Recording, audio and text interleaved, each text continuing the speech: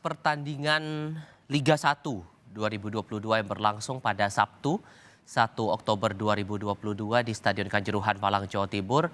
Pertandingan antara Arema versus Persebaya berakhir dengan keunggulan Persebaya 3-2. Kondisi selama pertandingan dilaporkan oleh pihak kepolisian berjalan dengan tertib, namun selepas pertandingan justru kericuhan terjadi. Dari area tribun penonton, sejumlah penonton yang disebut oleh polisi datang dari kalangan supporter Aremania ini tidak terima dengan hasil kekalahan yang harus ditanggung oleh Arema FC. Mereka mencoba untuk menerabas kawasan tribun untuk menuju ke lapangan Stadion Kanjuruhan, Malang, Jawa Timur ini. Sempat ada upaya penghalauan atau pengadangan yang dilakukan polisi agar supporter ini tidak masuk ke dalam stadion, tapi kondisi kericuhan sudah tidak terelakkan lagi. Aksi lempar barang tadi Anda lihat di visual, tampak di layar kaca sampai dengan saat ini sempat terjadi sampai akhirnya para atlet dari kedua tim dicoba untuk diamankan oleh petugas kepolisian agar tidak ada hal-hal yang diharapkan untuk tidak diinginkan begitu. Namun kericuhan terus berlanjut sampai ke luar stadion. Tidak hanya mengarahkan kepada supporter ataupun juga tidak hanya mengarahkan kepada anggota kepolisian, maksud saya dari kalangan supporter, tapi juga sejumlah fasilitas ikut dirusak oleh sejumlah massa yang terlibat dalam kericuhan ini. Terbukti dari sejumlah fasilitas di dalam stadion rusak, terutama kursi penonton, pagar pembatas, kemudian sejumlah kendaraan taktis milik anggota kepolisian dan sejumlah kendaraan pribadi tidak hanya dirusak tapi juga dibakar. Visualnya terlihat saat ini, saudara. Kendaraan taktis milik polisi dirusak dan juga dibakar, dan bangkainya dilaporkan terakhir kali masih berada di sejumlah titik di sekitar Stadion Kanjuruhan, Malang, Jawa Timur ini. Akibat insiden ini dilaporkan terakhir kali 127 orang meninggal dunia, 125 orang berasal dari supporter Arema FC dan 2 dari anggota kepolisian. Sementara 180 orang dilaporkan mengalami luka-luka dengan ragam luka yang dialami dan ditangani di sejumlah rumah sakit yang tersebar di kabupaten dan kota Malang, Jawa Timur. Ini adalah visual kondisi dari jenazah para korban terdampak aksi kericuhan di Stadion Kanjuruhan, Malang. Sampai dengan saat ini masih kami tunggu bentuk penanganannya seperti apa. Tadi dari laporan Hilda Nusantara di Mapolres Malang, Jawa Timur, anggota keluarga atau bagi pihak keluarga supporter yang terdampak dari insiden kericuhan ini yang ingin datang ke rumah sakit diminta untuk membawa identitas yang mendukung untuk membantu proses identifikasi maupun pengenalan para korban untuk kemudian dilakukan tindakan lebih lanjut. Sambil menunggu bentuk penanganan lanjut seperti apa yang akan dilakukan pihak kepolisian, dilaporkan bahwa manajemen Arema FC akan membuka crisis center. Sampai dengan saat ini kami juga masih menunggu di manakah lokasi crisis center ini dibuka, adakah sambungan telepon atau layanan pesan singkat yang bisa diakses oleh para keluarga yang kemudian ingin mencari tahu kondisi anggota keluarga mereka. Untuk Anda yang baru bergabung, kami sampaikan kembali akibat kejadian ini, Kapolda Jawa Timur Irjen Niko Afinta melaporkan 127 orang meninggal dunia, 2 diantaranya anggota polisi. Sementara 180 orang dirawat di sejumlah rumah sakit. Pencegahan sampai dilakukan gas air mata, karena sudah lapis. Sudah mulai menyerang petugas, sudah merusak mobil, dan akhirnya karena gas air mata, mereka pergi keluar ke satu titik, di pintu keluar. Yaitu kalau nggak salah pintu 10 ya, atau pintu 12. Kemudian terjadi penumpukan. Di dalam proses penumpukan itulah terjadi sesak napas, kekurangan oksigen yang oleh tim medis dan tim tergabungan ini dilakukan upaya penolongan yang ada di dalam stadion. Kemudian juga dilakukan evakuasi ke beberapa rumah sakit. Dalam kejadian tersebut telah meninggal 127 orang, 2 diantaranya anggota Polri dan 125. Yang meninggal di stadion ada 34, kemudian yang lain meninggal di rumah sakit pada saat upaya proses penolongan. Lalu ada 13 mobil yang rusak, 10 diantara mobil dinas, 6 milik Polri, dari mobil patroli, Brimob, mobil Tatwal, mobil K9, dan juga ada mobil pribadi. Kemudian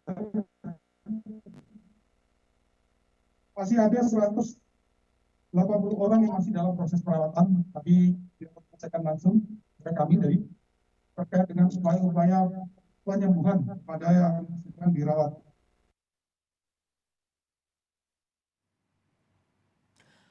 Untuk menghindari dampak kericuhan, para pemain Persebaya turut dievakuasi ke ruang ganti. Visualnya terlihat di layar kaca saat ini, saudara. Beruntung para pemain tidak mengalami luka-luka. Dengan pengawalan ketat aparat kepolisian, para pemain dibawa menggunakan kendaraan taktis untuk meninggalkan stadion. Assalamualaikum warahmatullahi wabarakatuh.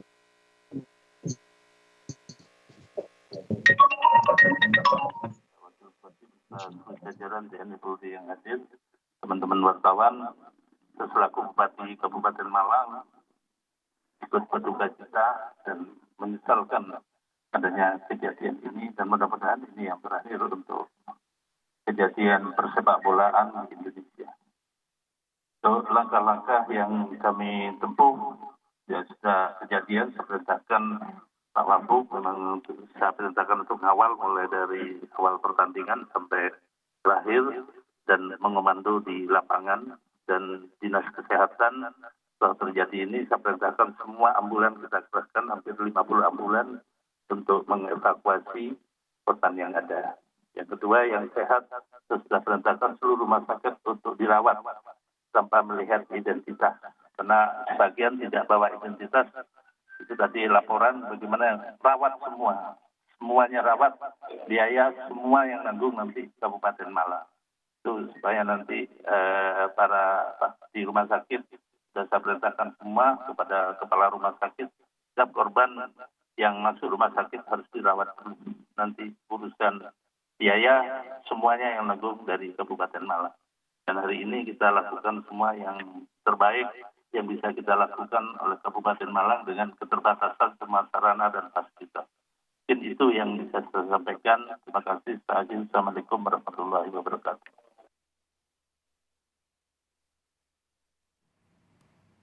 Keterangan yang Anda dengar tadi merupakan pernyataan dari Bupati Malang, Sanusi, yang menegaskan bahwa seluruh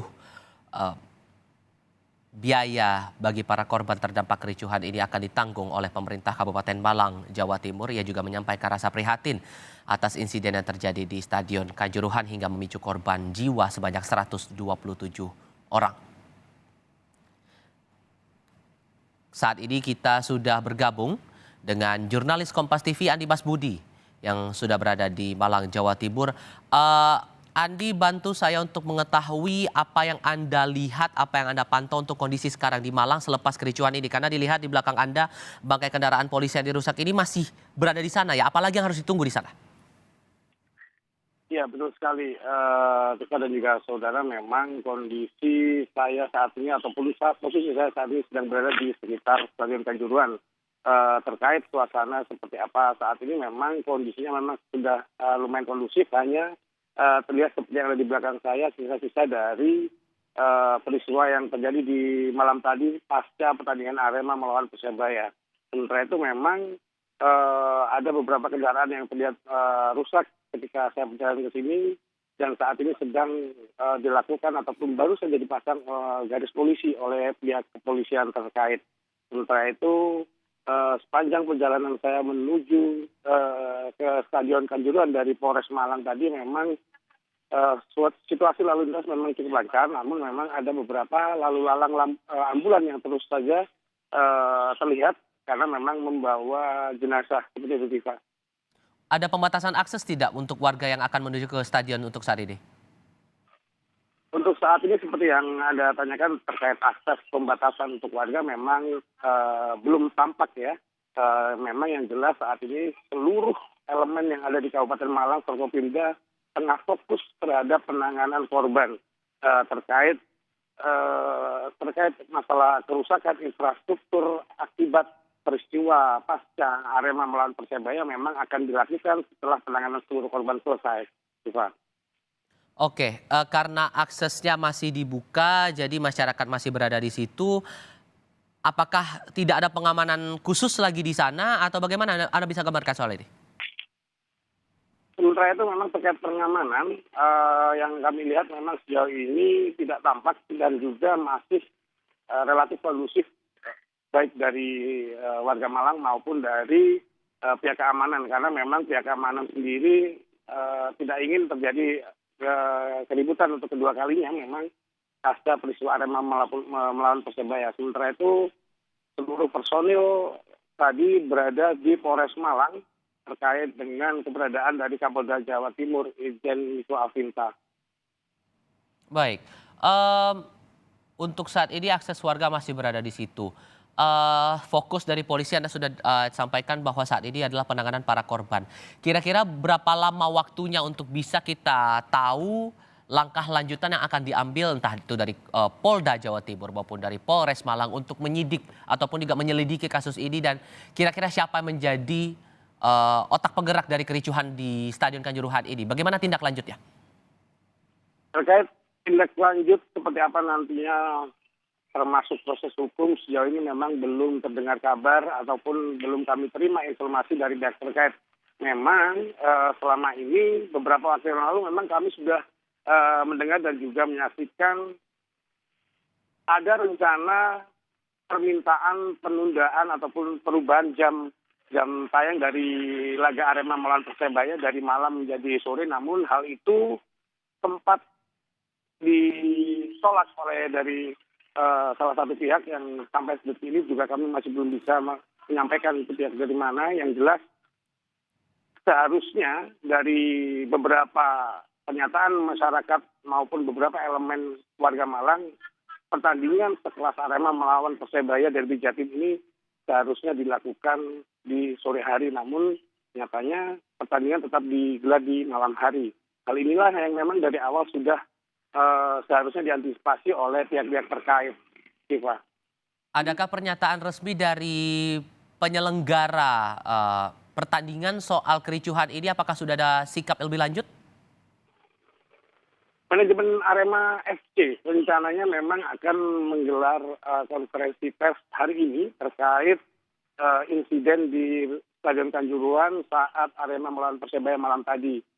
Namun terkait kepastian jamnya sampai detik ini masih belum kami terima ataupun diterima oleh teman-teman media yang ada di Malang. Siva. Oke, Andi, mungkin bisa Anda tunjukkan kondisi saat ini di tempat Anda melaporkan sekarang, bagaimana keadaannya sekarang, dan itu kan terlihat hanya bangkai kendaraan ya. Bagaimana untuk aksesnya yang ke arah dalam stadion ini, bisa Anda tunjukkan? Terkait kondisi saya saat ini memang berada di belakang stadion dari Kanjuruhan Kabupaten Malang. Memang masih dalam lingkup stadion di mana ada beberapa bangkai kendaraan yang rusak. Kalau terlihat dari belakang saya sepertinya memang dari pihak kepolisian ya kendaraan ini. Namun yang jelas terkait akses masuk ke pintu stadion, tadi setelah kami cek memang masih dalam keadaan terkunci, masih belum ada yang boleh masuk. Rencananya kalau melihat hal ini, pihak kepolisian memasang garis polisi di bangkai kendaraan, tidak menutup kemungkinan akan melakukan penyelidikan di bagian dalam stadion. Siva. Bagaimana kemudian yang Anda lihat saat Anda bergerak dari Mapolres, kemudian mengarah ke Stadion Kanjuruhan ini, adakah anggota keluarga yang menanti di sekitar stadion untuk mengetahui kabar ataupun juga keadaan di Kanjuruhan saat ini? Jarak Mapolres Malang tempat konferensi pers Kapolda Jatim pagi tadi menuju ke Stadion Kanjuruhan memang tidak lebih dari 3 km. Ketika saya berjalan dari Polres Malang menuju ke stadion, memang situasi lalu lintas lancar, suasana juga seperti habis turun hujan tadi malam dan pagi tadi. Namun ketika saya melewati salah satu rumah sakit, jadi Rumah Sakit Umum Daerah Kepanjen, memang masih terlihat rekan-rekan ataupun keluarga dari korban yang tengah dirawat di Rumah Sakit Umum Daerah Kanjuruhan akibat dari insiden pasca pertandingan Arema melawan Persebaya. Iva. Baik, untuk sementara waktu kita tunggu lagi perkembangan terbaru ataupun juga informasi terkini yang Anda pantau sejauh ini dari Stadion Kanjuruhan, Malang, Jawa Timur. Andi Mas sudah menyampaikan beberapa laporan tadi terkait dengan kondisi saat ini di sana.